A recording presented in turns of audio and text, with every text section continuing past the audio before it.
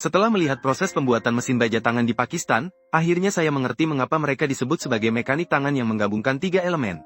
Kuil depan, kuil kayu, dan kuil las. Seperti mesin baja tua ini yang sulit mendapatkan suku cadangnya. Mereka memutuskan untuk melakukan pengecoran replika 1:1 untuk membuat mesin baja baru. Namun, di balik ide berani ini, pelaksanaannya sama sekali tidak mudah. Karena struktur internal mesin baja sangat kompleks. Jadi perlu dibawa ke meja gergaji, seiring dengan putaran cepat gigi gergaji. Bila gergaji tanpa ampun memotong mesin baja. Dalam waktu singkat, dengan kekuatan yang besar dan pemotongan yang terus-menerus, mesin baja dipotong dengan presisi menjadi 2 bagian. Dan bagian potongnya halus dan rata. Dan karena ini adalah pengecoran replika metode kuno, maka cetakan inti di dalam mesin baja tentu tidak bisa dilewatkan, dan mereka memilih papan komposit ini sebagai bahan untuk cetakan inti. Ini adalah saat yang sangat menguji keterampilan tukang kayu. Tukang dengan teliti mengukur setiap data di bagian kunci, dan berdasarkan pengukuran yang akurat, menggambar garis pada papan, kemudian dengan terampil memotong di meja gergaji.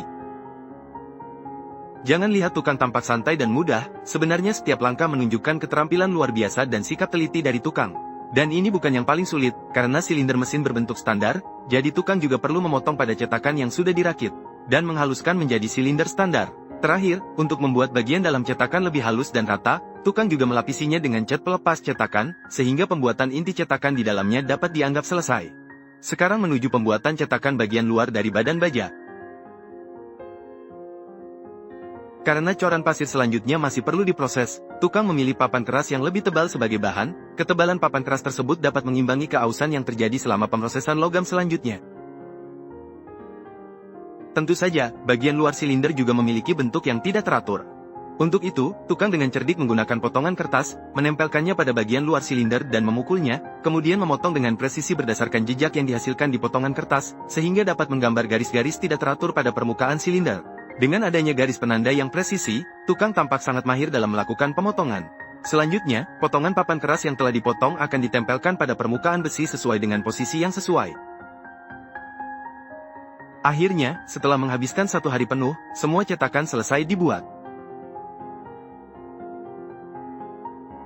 Selanjutnya, kita bisa melakukan pengecoran replika berdasarkan cetakan-cetakan ini. Tukang pertama-tama membuat dari cetakan inti bagian dalam. Mengisi cetakan inti yang baru saja dibuat dengan pasir cetak, dan menekan hingga padat. Setelah itu, lepaskan cetakan dan buat lagi, dan menekan hingga padat. Akhirnya, setelah melepas cetakan, kita mendapatkan cetakan inti bagian dalam yang standar seperti ini. Selanjutnya adalah pembuatan cetakan pasir untuk besi. Tukang meletakkan besi dengan rapi ke dalam kotak pasir. Kemudian mengisi pasir cetak dan memadatkannya. Tentu saja, besi mesin sudah dipotong menjadi 2 bagian standar. Jadi cetakan pasir perlu dibuat dalam beberapa bagian. Setelah itu, tukang menaburkan bubuk pemisah lapisan di bagian tengah. Kemudian, pasang setengah besi yang lainnya. Selanjutnya, lakukan operasi yang sama. Setelah menyisakan lubang saluran cor, tutup kotak pasir dan isi dengan pasir cetak, lalu padatkan. Setelah pemadatan pasir cetak selesai, saat ini, bisa dengan hati-hati mengeluarkan cetakan besi di dalamnya. Tentu saja, cetakan kotak pasir saat ini belum memenuhi persyaratan saluran cor. Tukang juga perlu memanaskan dengan menggunakan semprotan. Mengeringkan kelembaban berlebih di atas pasir cetak. Selanjutnya, letakkan inti pasir yang sudah dibuat ke dalam cetakan. Inti pasir berfungsi sebagai struktur berongga di dalam besi mesin.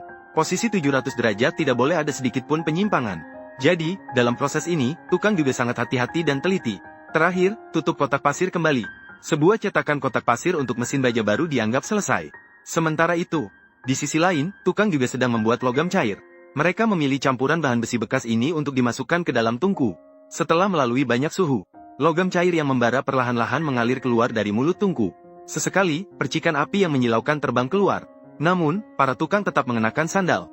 Dengan hati-hati, mereka mengangkat logam cair untuk melakukan pekerjaan pengecoran. Tentu saja, untuk mencegah terjadinya retakan pasir pada benda cor. Untuk menunggu benda cor mendingin, tukang dengan cepat melakukan pekerjaan pembersihan pasir di bawah suhu tinggi. Setelah pembersihan pasir selesai, mereka mendapatkan benda kerja kasar mesin baja yang standar. Namun untuk pembuatan komponen presisi seperti ini, pemrosesan selanjutnya adalah yang paling sulit. Benda baja pertama kali dibawa ke mesin bubut. Permukaan kasar baja diratakan dengan proses bubut kasar karena permukaan baja telah menyisakan cukup ketebalan untuk pemrosesan logam. Jadi, tidak perlu khawatir tentang ukuran keseluruhan baja yang menyusut selama proses bubut kasar. Setelah proses bubut selesai, perlu dipindahkan ke mesin bor untuk memproses berbagai lubang seperti lubang udara, lubang baut, dan lubang oli. Melakukan pekerjaan pengeboran pada berbagai lubang seperti lubang udara, lubang baut, dan lubang oli. Dan untuk memastikan semua posisi lubang dapat dilakukan dengan tepat, sang nahoda juga mengeluarkan penutup baja yang serasi untuk meminta bantuan. Dengan cepat semua lubang selesai dibor, kemudian mengganti dengan tap ulir untuk membuat ulir standar pada lubang baut. Dan untuk lubang baut di sisi badan baja juga dilakukan dengan cara yang sama, tukang menggunakan pelat penyangga yang sesuai. Lubang baut juga selesai dengan cepat dan kemudian pindah ke mesin gerindra. Menggerinda seluruh permukaan badan mesin agar tampak halus dan rata. Tentu saja yang paling utama adalah pemrosesan silinder untuk lubang-lubang yang presisi ini. Pemrosesannya adalah pekerjaan yang sangat halus. Tukang pertama-tama melakukan proses bubut halus pada silinder selama pemrosesan, agar dapat menghasilkan ukuran standar setelah setiap proses bubut halus selesai. Tukang akan mengeluarkan dial indikator untuk mengukur dan secara teliti menyesuaikan sudut dan posisi pahat bubut hingga dipastikan benar. Setelah itu, dilakukan proses bubut halus berikutnya di bawah pengoperasian teliti dari tukang. Ketiga permukaan silinder sudah menjadi halus dan berkilau, namun meskipun begitu, silinder masih jauh dari standar penggunaan. Untuk meningkatkan presisi permukaan silinder, masih perlu dilakukan proses honing yang teliti. Mereka tidak memiliki alat pengukur presisi tinggi sebagai bantuan. Semua pemrosesan dilakukan secara manual, tetapi berkat keterampilan tinggi para tukang, mereka berhasil mencapai tingkat presisi tertinggi. Sungguh seperti nenek yang menaiki tangga, tidak bisa tidak mengakui.